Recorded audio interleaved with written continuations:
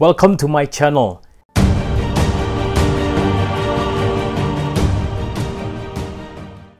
Senang sekali berjumpa dengan Anda semua saudara-saudara yang dikasihi Tuhan. Hari ini saya akan berbicara satu tema yang sangat penting, yaitu the end time warning.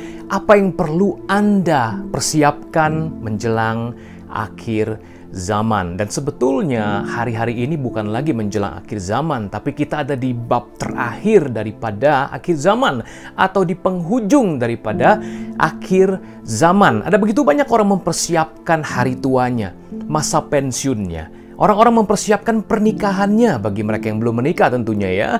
Dan orang tua juga mempersiapkan sekolah untuk anak-anaknya, baik itu untuk masuk ke TK, SD, SMP, SMA, ataupun mempersiapkan kuliah ataupun universitas dari anak-anak yang dikasihinya.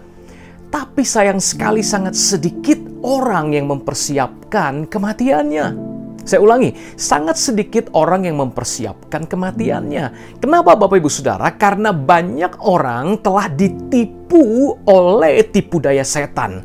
Mereka dibuat fokus kepada hal-hal yang sekarang di bumi ini, yang bisa dilihat, yang bisa didengar, yang bisa dirasakan oleh panca inderanya. Tetapi mereka dibuat lupa terhadap hal-hal yang kekal. Tentu saja dengan pernyataan-pernyataan yang berkata bahwa kamu mah di awan-awan, kamu mah terlalu pikirin dunia yang akan datang. Yang penting mah sekarang atuh. Yang penting sekarang kita harus punya banyak uang, kita harus siapkan untuk masa depan, hari tua kita. Nggak ada yang salah dengan semua itu, saudara. Kalau Anda juga memprioritaskan, bukan juga, tapi lebih memprioritaskan perkara-perkara adikodrati, perkara-perkara yang ada di atas, yang Kristus katakan pikirkanlah perkara-perkara di atas melalui rasulnya Paulus. Dia berkata demikian, bukan yang di bumi, Bapak Ibu Saudara, yang di atas, tempat di mana Bapa ada bersama-sama dengan Yesus, dan kita secara spiritual, secara rohani sudah didudukkan di tempat tinggi bersama-sama dengan Yesus di sebelah kanan Bapa. Itu yang perlu Anda dan saya pikirkan.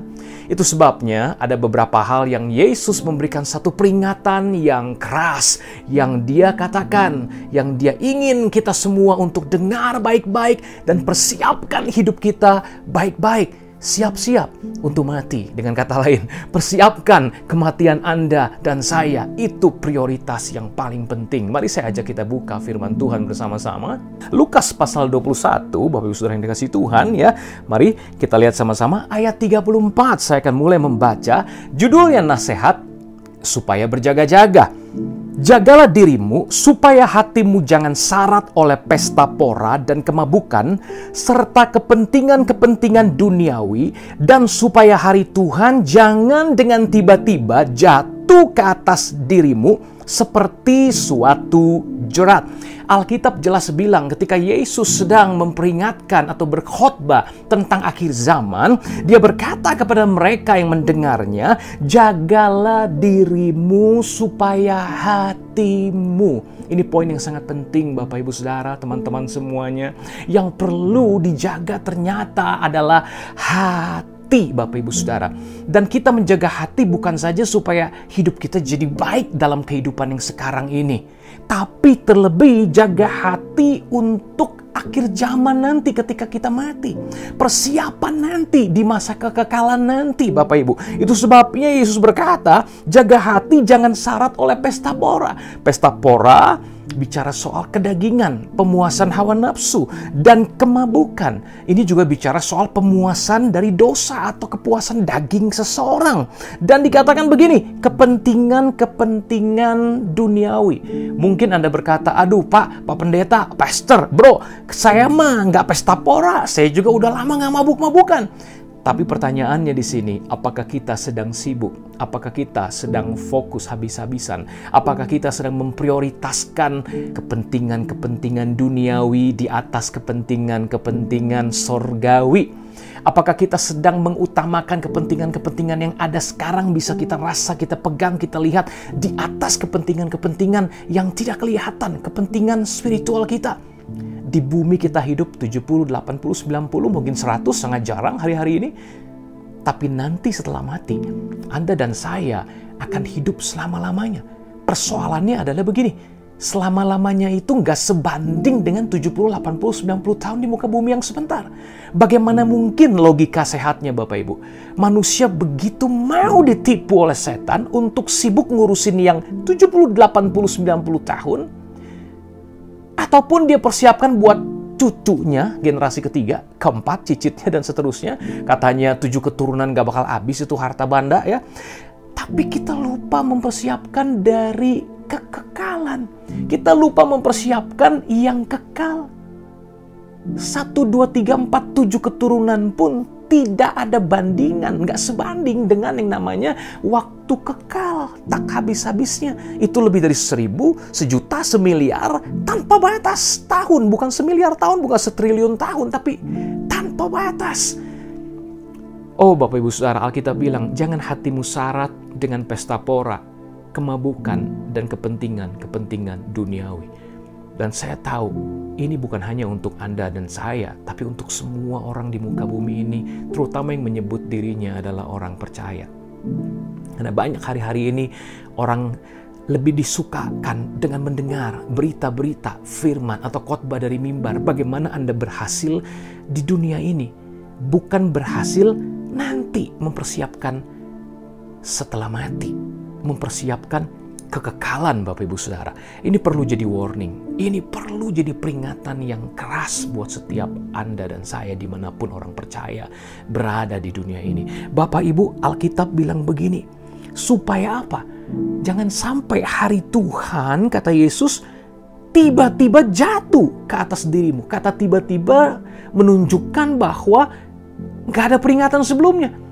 Nah, video ini saya upload supaya jadi peringatan sebelumnya. Tapi saya nggak tahu kapan hari yang disebut tiba-tiba itu datang. Bisa jadi 1 jam lagi dari sekarang, 1 hari dari sekarang, 1 minggu, 1 bulan, 1 tahun dari sekarang, saya nggak tahu. Bisa juga sekian belas tahun dari sekarang, saya nggak ngerti. Tapi yang Alkitab bilang jangan sampai tiba-tiba. Jadi supaya hari Tuhan itu tidak tiba-tiba datang, Yesus berkata gini, jangan hatimu syarat dengan pesta pora, kemabukan, dan kepentingan duniawi. Tuhan tidak sedang bilang kita nggak perlu ngurusin yang di dunia. Kita masih perlu keluarga, kita punya anak, punya istri, punya suami, punya orang tua yang perlu kita rawat. Tapi Tuhan sedang bilang gini, jangan hatimu memprioritaskan semua itu. Sampai engkau lupa. Engkau bahkan tidak mengutamakan hal yang first thing first. Yang utama di atas segala yang paling utama, yaitu kesejahteraan rohanimu untuk kekekalan. Nah, itu maksud Yesus, itu maksud kata-katanya. Nah, bagaimana secara praktis Yesus ingin kita menjaga hati supaya tidak syarat dengan pesta pora, kemabukan, dan kepentingan duniawi? Ternyata rahasianya Bapak Ibu, ini kan Injil Lukas. Ini disebut Injil sinopsis ya, sama artinya atau mirip ya dengan Injil yang lainnya. Ada 3 yang disebut Injil sinopsis, Matius, Markus, Lukas. Kecuali Yohanes itu bukan, itu berbeda ya. Kita lihat dari awal sampai akhir ceritanya dari sudut pandang yang berbeda. Tapi Matius, Markus, Lukas ada kemiripan begitu ya. Sama-sama ada amanat agungnya, nasihat berjaga-jaga, dan beberapa perikop yang hampir sama ya, walaupun tidak sama persis Bapak Ibu. Nah, kita melihat di sini persoalan tentang berjaga-jaga, ternyata Yesus berbicara soal perumpamaan yang sering kita dengar. Mari saya akan bacakan buat Bapak Ibu Saudara semua di Matius pasal 25, tapi banyak orang juga keliru menanggapinya. Saya berdoa setelah Anda mendengar berita ini, Anda bisa share ke teman-teman Anda. Sebenarnya inilah yang dimaksud menjaga hati supaya tidak syarat dengan pesta pora, kemabukan, dan kepentingan-kepentingan duniawi. Kalau kita perhatikan inti cerita dari gadis-gadis bijaksana dan gadis bodoh di Matius 25, saya melihat titiknya ada di ayat yang ke-9. Saya bacakan begini. Mulai dari 8 saya bacakan. Gadis-gadis yang bodoh berkata kepada gadis-gadis yang bijaksana, berikanlah kami sedikit dari minyakmu itu, sebab pelita kami hampir padam. Tetapi gadis-gadis yang bijaksana itu jawabnya begini. Jawab gadis-gadis bijaksana, tidak, nanti tidak cukup untuk kami dan untuk kamu. Lebih baik kamu pergi kepada penjual minyak dan beli di situ. Nah, ini poin yang sangat penting Bapak Ibu. Sebetulnya Yesus sedang berbicara soal begini. Gadis-gadis yang bijaksana ini bukan jahat, pelit, nggak mau berbagi kasih kepada teman-teman mereka, si 5 gadis bodoh itu. Kan kesannya kan pelit bener sih, kenapa nggak mau bagi sih minyak? Tapi dia bilang gini, nanti nggak cukup buat kami, nggak cukup buat kalian. Dengan kata lain, dia sedang menceritakan bahwa ini urusan pribadi, nggak bisa dibagi-bagi. Nah, dari sini saya menangkap satu pesan dari Tuhan yang bisa kita lakukan sebagai langkah praktis bagaimana hati kita tidak syarat dengan pesta pora, dengan kemabukan dan kepentingan duniawi, adalah hubungan intim dengan Tuhan. Hubungan pribadi dengan Tuhan. Kenapa? Karena hubungan intim atau pribadi itu nggak bisa nitip, saudara. Gua titip ya, titip doa, titip nyembah ya, titip muji Tuhan. Aduh, gue nggak bisa ke gereja nih. Aduh, gue nggak bisa saat teduh nih. Titip baca Alkitab ya. Nggak bisa, saudara. Saudara nggak bisa titip. Makanya tadi si gadis bijaksana bilang gini, nggak bisa. Kamu harus beli ke tempat penjual minyak. Artinya, you gotta pay the price. Ada harga yang harus engkau bayar. Jangan salah mengerti saya. Harga untuk dosa, Yesus yang bayar. Tapi harga untuk keintiman, itu perlu dua pihak. Karena hubungan kasih, Tuhan tidak mau cinta bertepuk sebelah tangan. Hubungan kasih selalu melibatkan pria dan wanita. Mempelai laki-laki itu Kristus, kemudian mempelai wanita itu gerejanya, yaitu Anda dan saya, tubuh Kristus. Jadi Tuhan nggak mau kalau cuma dari pihak dia doang. Walaupun dia sudah lebih dulu mati buat kita ketika kita masih berdosa, but now, sekarang dia lagi tunggu respon kita. Kamu mau nggak pay the price? Bayar harga untuk luangkan waktu bersekutu dengan aku. Dan ini nggak bisa dipinjemin. Sama seperti si gadis bijaksana bilang, nggak bisa, kamu mesti pergi beli sendiri minyak. Minyak bicara soal bahan bakar dari lampu. Sebenarnya di dalam kitab Wahyu pasal 2, ini yang Yesus tegur kepada jemaat di Efesus. Yesus berkata, engkau telah jatuh. Wahyu pasal 2, ayatnya yang kedua mulai, sudah bandingkan apa yang dikerjakan oleh jemaat dan apa yang Tuhan inginkan sebenarnya. Lebih daripada apa yang mereka kerjakan secara lahiriah, pelayanan mereka yang nampak dan sebagainya. Ayat 2 katakan, aku tahu segala pekerjaanmu, baik jeripayahmu maupun ketekunanmu. Aku tahu bahwa engkau tidak dapat sabar terhadap orang-orang jahat, bahwa engkau telah mencobai mereka yang menyebut dirinya rasul, tetapi yang sebenarnya tidak demikian, bahwa engkau telah mendapati mereka pendusta, dan engkau tetap sabar dan menderita oleh karena namaku, dan engkau tidak mengenal lelah. Dahsyat banget gak? Ayat 2 dan 3. Sabar, tidak mengenal lelah, menderita karena nama Tuhan, sanggup mencobai mereka menyebut dirinya rasul. Ternyata ketahuan palsu, mereka bisa bongkar kepalsuan rasul palsu. Ya, jeripayah, pekerjaan, ketekunan, ini semua hal-hal yang dahsyat dalam pelayanan jemaat Efesus. Tapi ayat 4, namun demikian aku mencela engkau. Tuhan puji semua hal tadi, tapi ada hal yang Tuhan cela, yaitu apa? Karena engkau telah meninggalkan kasihmu yang semula. Ayat 5 bilang gini, sebab itu ingatlah betapa dalamnya engkau telah jatuh, bertobatlah dan lakukanlah lagi perintah, lakukanlah lagi apa yang semula engkau lakukan. Jika tidak demikian, aku akan datang kepadamu dan aku akan mengambil kaki dianmu dari tempatnya, jikalau engkau tidak bertobat. Nah, Bapak Ibu, ini peringatan yang sangat keras kepada jemaat Efesus. Padahal di jemaat Efesus, kalau kita dengar, Paulus pernah berdoa dengan doa yang begitu dahsyat dan terkenal, Bapak Ibu. Saya akan bacakan buat Bapak Ibu Saudara bagaimana doa Paulus di dalam kitab Efesus. Begitu dahsyatnya kitab Efesus melukiskan doa untuk jemaat. Ayat 16 dari pasal 3 kitab Efesus, aku berdoa supaya ia menurut kekayaan kemuliaannya menguatkan dan meneguhkan kamu oleh rohnya di dalam batinmu. 17, supaya oleh imanmu Kristus diam di dalam hatimu dan kamu berakar serta berdasar di dalam kasih. Ingat, tadi yang ditegur adalah kamu kehilangan kasihmu yang semula. Kamu jatuh sangat dalam.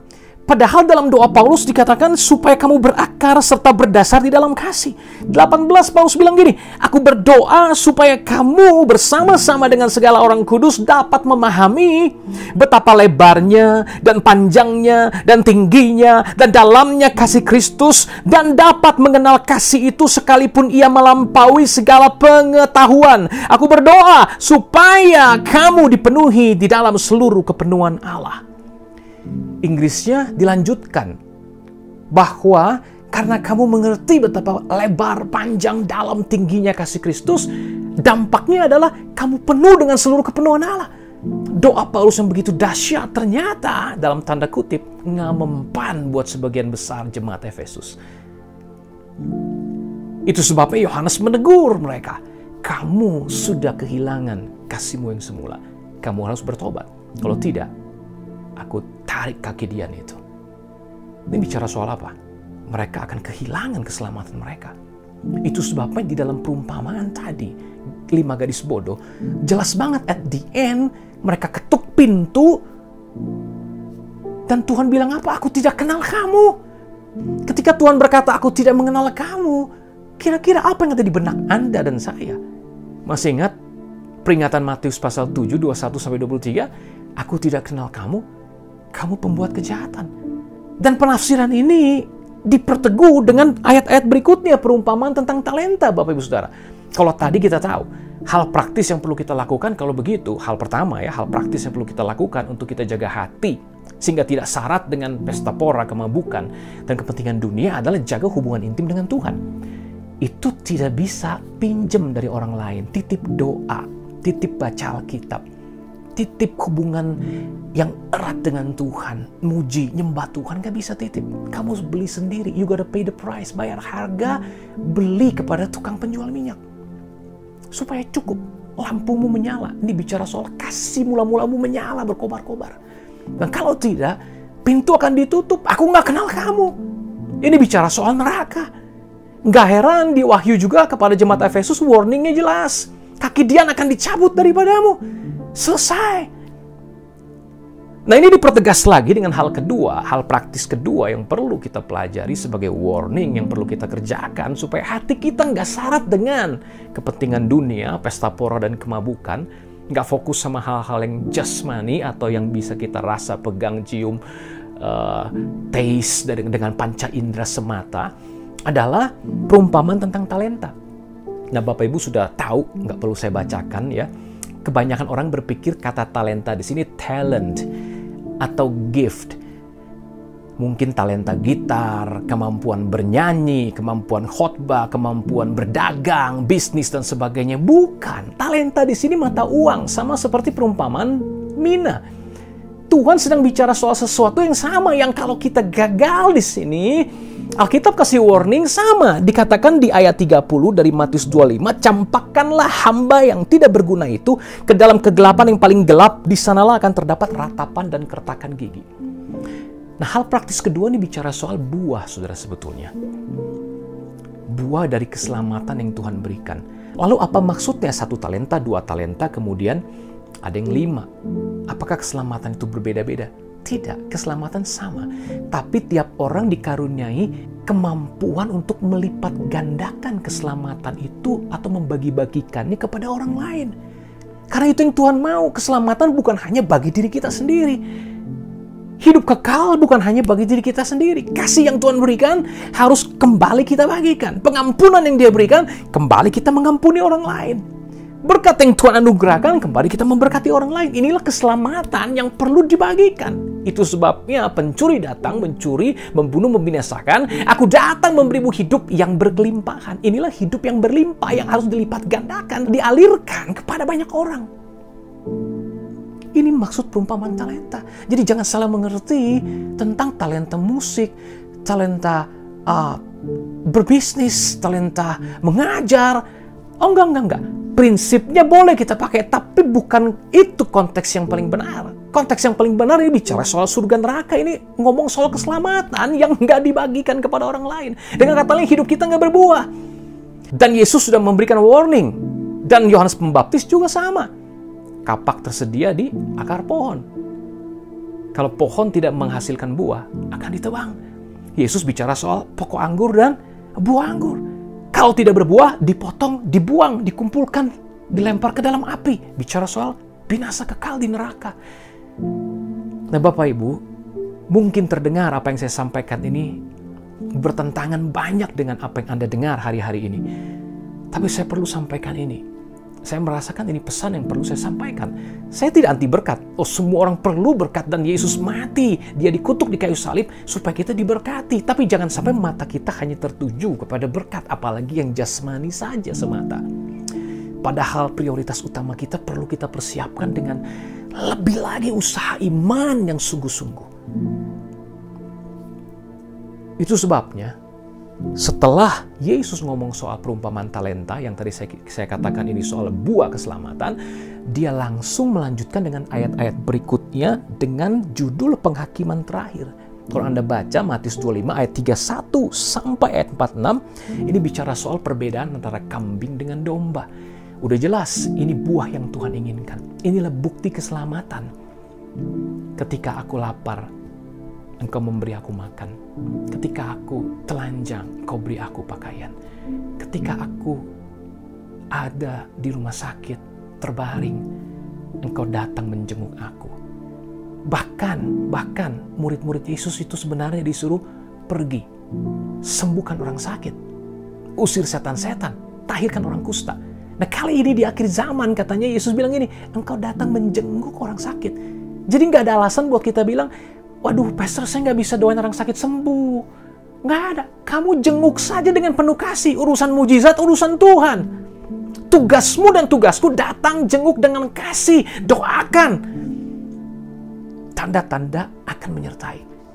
Atau kalaupun tidak, orang itu merasakan kasih Tuhan, orang itu bertobat, terima Tuhan, mereka akan mengalami mujizat yang lebih besar daripada kesembuhan.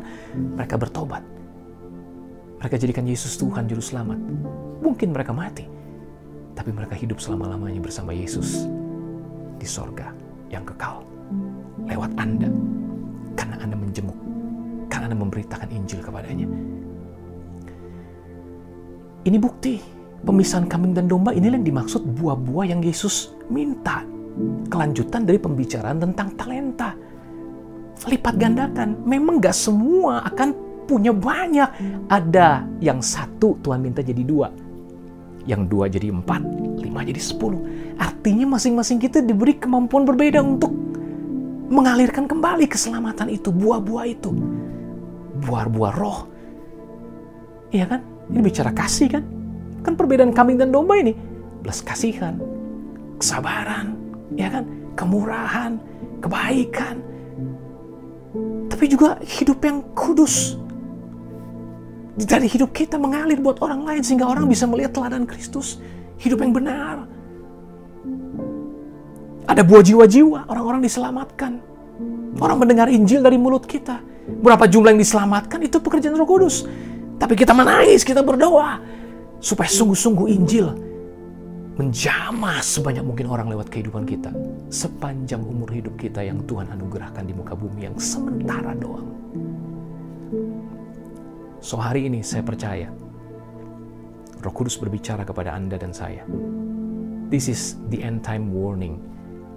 Ada 2 hal yang harus kita kerjakan secara praktis supaya hati kita nggak syarat dengan pesta pora, dengan kemabukan, dengan kepentingan duniawi. Yang pertama, Alkitab mengajar kita caranya menjaga hati adalah dengan cara intim sama Tuhan. Ini nggak bisa pinjam dari orang lain. Beli minyak itu sendiri. Pay the price. Apakah Anda willing? Anda mau untuk bayar harga, luangkan waktu bersekutu dengan Tuhan. Dan yang kedua, Tuhan minta buahnya dilipat gandakan sesuai dengan kemampuan yang sudah Tuhan kasih. Lipat gandakan, bagi-bagikan keselamatan itu, kasih, pengampunan. Jangan sampai kayak orang yang utang 10.000 talenta, diampuni, dihapuskan utangnya. Keluar, dia cekek temennya yang utang cuma 100 dinar. Akhirnya apa saudara? Jangan anggap enteng.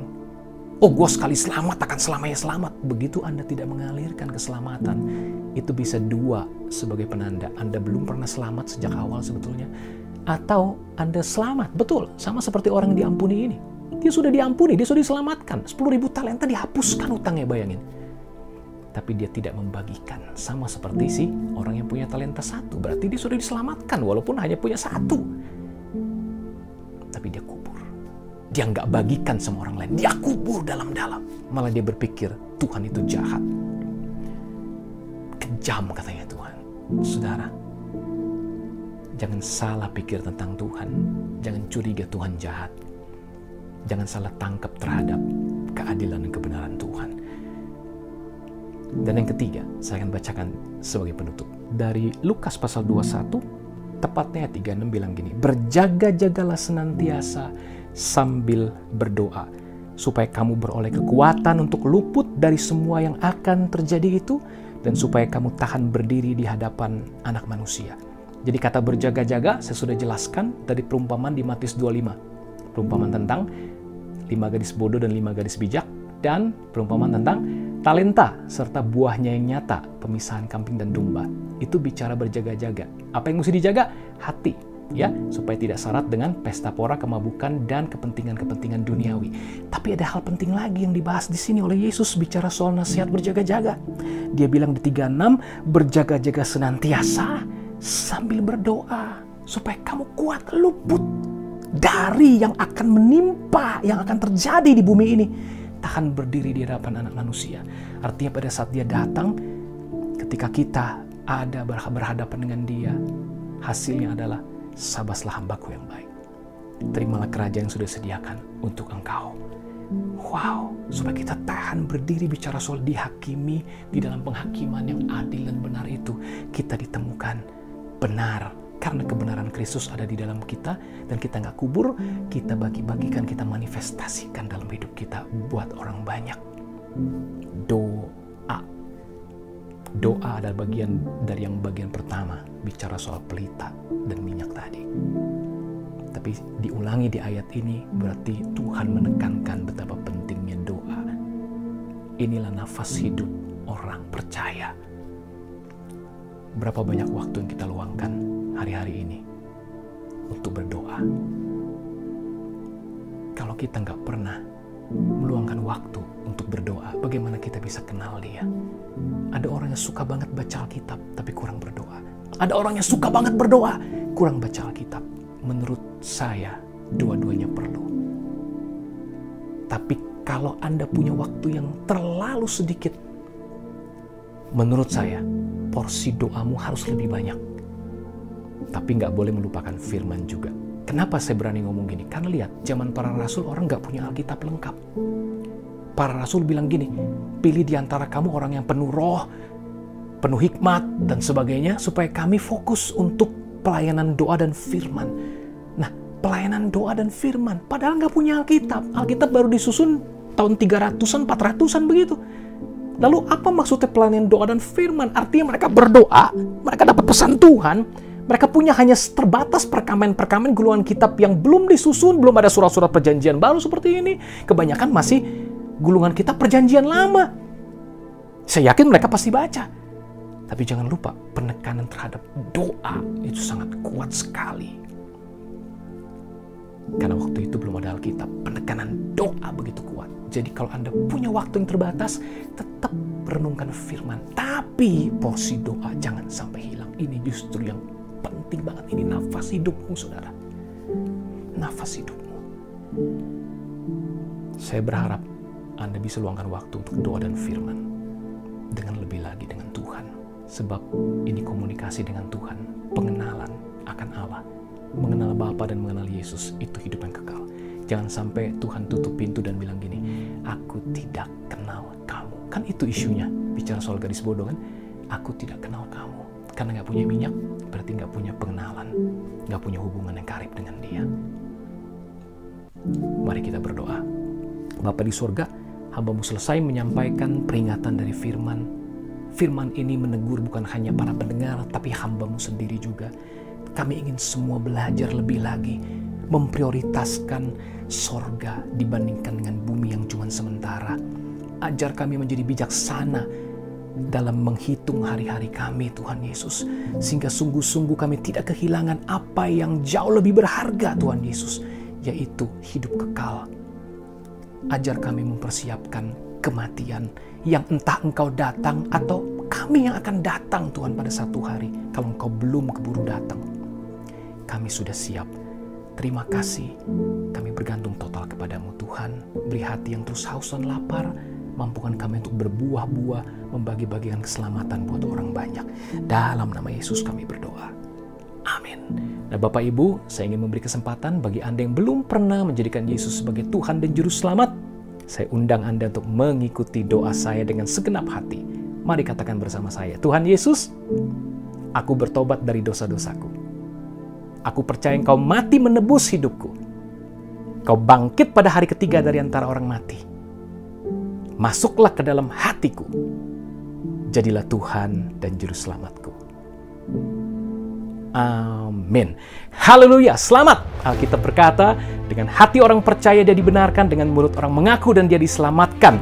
Jika Anda percaya Yesus mati menebus dosamu, dia bangkit memberi hidup baru, membenarkan engkau dengan cuma-cuma, maka Anda lahir baru. Anda diangkat menjadi anak-anak Allah. Namamu tercatat di kitab kehidupan, tertulis di kitab kehidupan, terdaftar di sorga.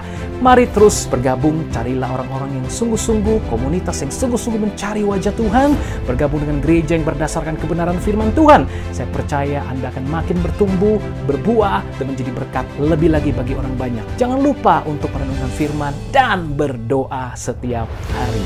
Tuhan akan membawamu naik dan tidak turun, menjadi kepala dan bukan ekor, dan lewat apapun yang terjadi, engkau makin kuat, makin serupa dengan Tuhan Yesus Kristus. Tuhan Yesus memberkati. Sampai jumpa di pelajaran yang akan datang.